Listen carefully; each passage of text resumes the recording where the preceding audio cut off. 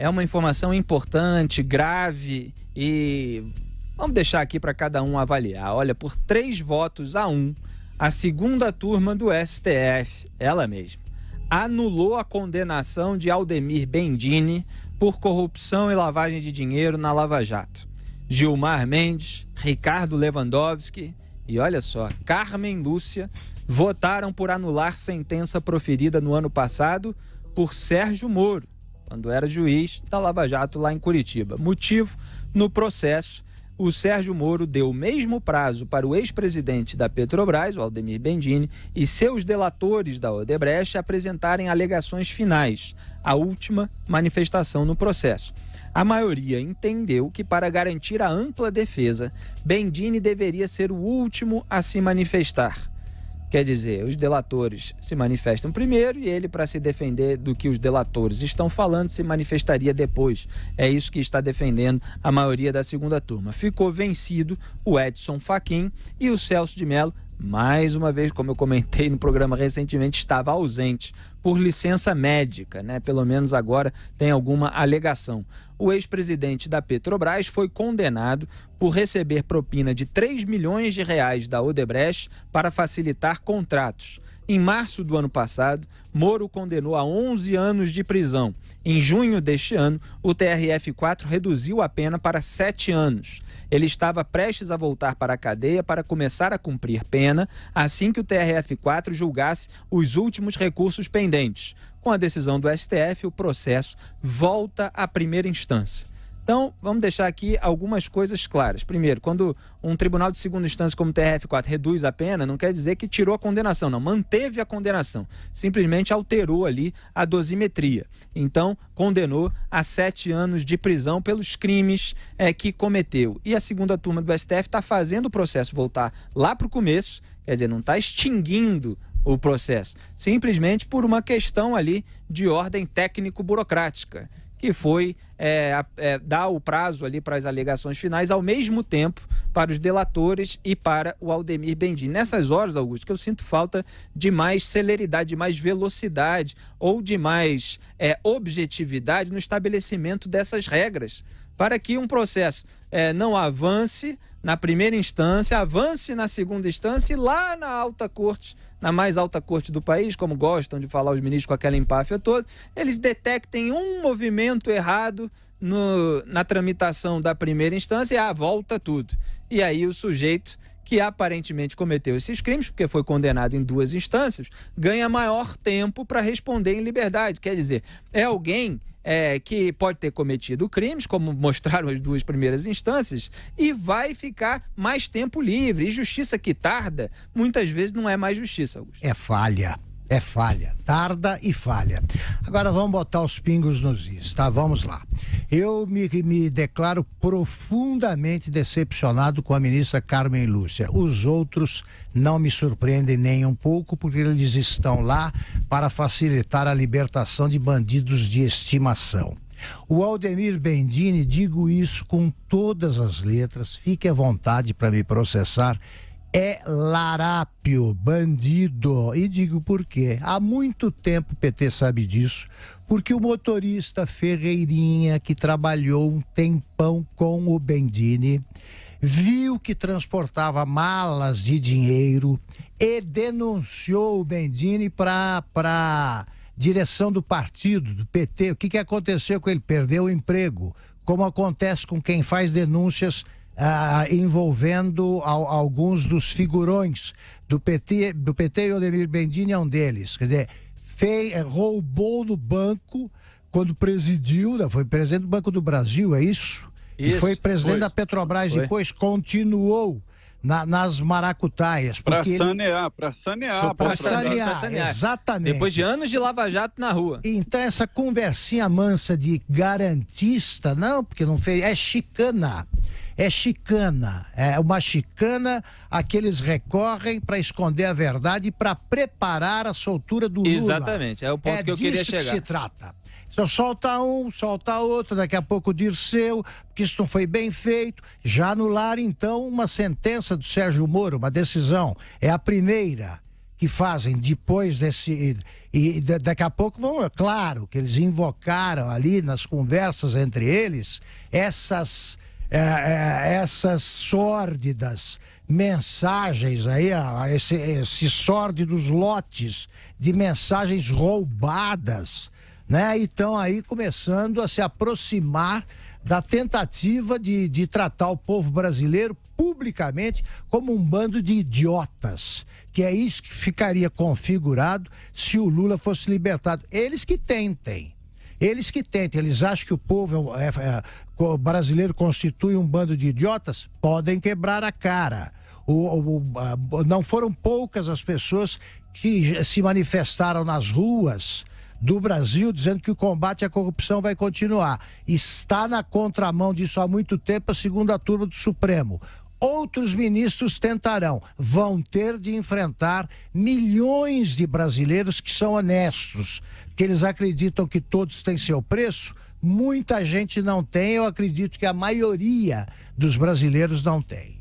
Exatamente, eu falei que essa decisão é gravíssima, embora envolva um personagem que no debate político é secundário, justamente porque ela abre caminho para que a segunda turma do STF faça aquilo que a defesa do Lula tanto quer que ela faça, por isso que tenta fazer com que todos os casos caiam nela, que é soltar lá o presidiário de Curitiba. E de fato milhões de pessoas estão vigilantes, estão de olho.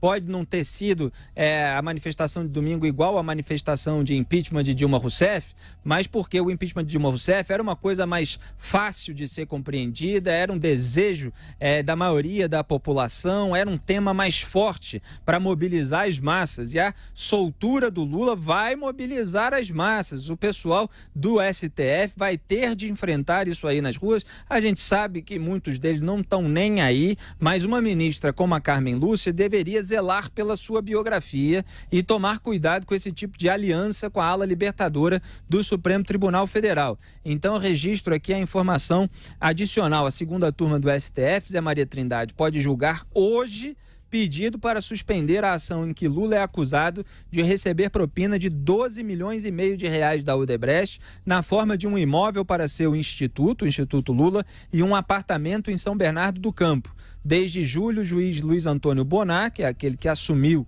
os trabalhos da Vara de Curitiba, onde o Moro atuava, aguarda uma posição final do Supremo para sentenciar Lula. Não foram pautados os habeas corpus que questionam a imparcialidade de Sérgio Moro e a atuação dos procuradores. Mas vai dar para perceber em que medida Gilmar Mendes, Ricardo Lewandowski e Celso de Mello, se ele comparecer à sessão, porque pelo visto não vai acontecer, ele não estava presente nessa votação do caso do Bendini, se eles estão dispostos a soltar o ex-presidente. Mas é bom não confundir, porque há vários casos, o Lula está condenado por causa do triplex, e esse julgamento de hoje, da segunda turma, então, é sobre o envolvimento da Odebrecht, pagamento de propina para o imóvel do Instituto Lula e o apartamento em São Bernardo do Campo. Mas essa decisão, repito, envolvendo o Aldemir Bendini, é muito grave por causa disso. Os petistas estão mobilizados para tentar fazer com que a condenação do Lula pelo triplex seja anulada no Supremo Tribunal Federal. E aí, Zé Maria, os ministros agora, Gilmar Mendes, Ricardo Lewandowski e Carmen Lúcia, estão apontando uma decisãozinha ali de abertura de prazo como um fator suficiente para fazer o processo voltar à primeira instância. E quando se ganha tempo, nesse tempo todo, há muitas articulações, e se o processo do Lula voltar à primeira instância, a gente vai ter que ficar denunciando aqui todos os dias as articulações para que ele nunca mais volte para a cadeia. Quer dizer, as articulações nesse sentido, mas eu, pelo menos, o Augusto também, acho que o Zé Maria também, querendo que o Lula volte para a cadeia, justamente porque cometeu aqueles crimes pelos quais foi condenado em 3 instâncias. Zé Maria. Nesse caso aí do ex-presidente Lula, é sobre a compra do terreno, né, para a construção do Instituto Lula, que é um dos processos, né, que estão correndo. O mais próximo aí talvez seja esse mesmo. Basta essa definição do Supremo para a sentença na primeira instância, lá na Lava Jato, que já seria a terceira condenação, né, do ex-presidente Lula. A primeira foi do apartamento, né, do triplex, a segunda do sítio e a terceira, que está na ponta da linha aí, a terceira condenação, porque as provas são todas indicando isso, né, deve ser a terceira condenação. Felipe, o Bendini, ele ficou conhecido por uma história muito peculiar. Ele era presidente do Banco do Brasil, a então presidente da República, Dilma Rousseff, falou assim, eu vou colocar Bendini lá na Petrobras porque ele é um cara conhecido honesto. E todo mundo bateu palma. Esse aí vai sanear a Petrobras porque é honesto. E aí a gente fica sabendo o seguinte, ele fez um trabalho para a Odebrecht, tinha ganhado 2 milhões de reais e saiu da presidência do Banco do Brasil. Mas aí ele arguiu o artigo 3º da ética da malandragem, que é o de comprometimento, e disse olha, eu estou saindo do Banco do Brasil, mas eu quero a minha participação naquela propina. E aí provocou uma reunião de cúpula. Mas e aí, o homem saiu da presidência do Banco do Brasil? A gente deve ou não a propina? Aí o Marcelo, esse aí, o príncipe, falou, é bom pagar porque ele está indo para a presidência da Petrobras e vai nos atrapalhar lá. Isso que eu estou dizendo está exatamente nos depoimentos. Aí pagaram. Ele tem outros processos. Está solto. Ele está solto porque esta mesma segunda turma entendeu que a preventiva dele estava demorando demais, 2 anos, e que o processo não estava concluído e colocou o Bendini na rua, né? Ele está solto. E agora, esta condenação, a gente falou que várias vezes, o Supremo não analisa o mérito. Essa condenação de 11 anos não está sendo analisada quanto ao mérito, mas sim quanto às questões jurídicas, né? Veja bem, entendeu o relator, o ministro Edson Fachin, de que o então juiz Sérgio Moro estava certíssimo, porque ele deu o mesmo prazo para os delatores, o mesmo prazo para o Bendini. Só que esse prazo é para réus, não é Ministério Público e o Bendini, mas sim delatores e Bendini. Veja que raciocínio mais torto para anular parcialmente um processo. Veja que coisa estranha. Os delatores são réus. Eles estão como réus e são condenados. Só que penas menores, condições menores, né? Beneficiados pela legislação que permite esse benefício aos delatores que sigam vários pontos, né? Devolver dinheiro, não mais delinquir e entregar aí pessoas na organização. Então, o Bendini recebeu o mesmo prazo dos delatores. A segunda turma entendeu, e foi só alguns ministros da segunda turma, que esses delatores são acusadores. Quem acusa é o Ministério Público. E aí aconteceu isso. Manda lá de novo para a primeira instância. Ele vai ganhar prazo para se defender, apresentar lá as alegações finais. E aí o processo começa de novo de lá para cá. Não se trata de extinção e nem inocência, não. Mas é um alerta, é um sinal verde, porque eu sempre digo, o Supremo tem que se posicionar sobre vários pontos, entre eles a história do Caixa 2, se é ou não crime, né? Se a doação de campanha limpa pecados, recebe através da doação de campanha, estamos todos livres, né? Isso tudo o Supremo ainda tem que decidir, para se ter uma ideia de que a coisa não está definitivamente limpa sobre os processos da Lava Jato, não. Muito bem, Zé Maria Trindade. E sempre, Augusto Nunes, que os ministros do STF precisam tomar uma decisão que seja contra a maior parte da vontade popular, assim como acontece com vários políticos, eles tentam tomar essa decisão da maneira mais genérica possível para tentar encobrir o objetivo específico. Eu escrevi um artigo outro dia exatamente sobre isso, mostrando que o Dias Toffoli fazia isso.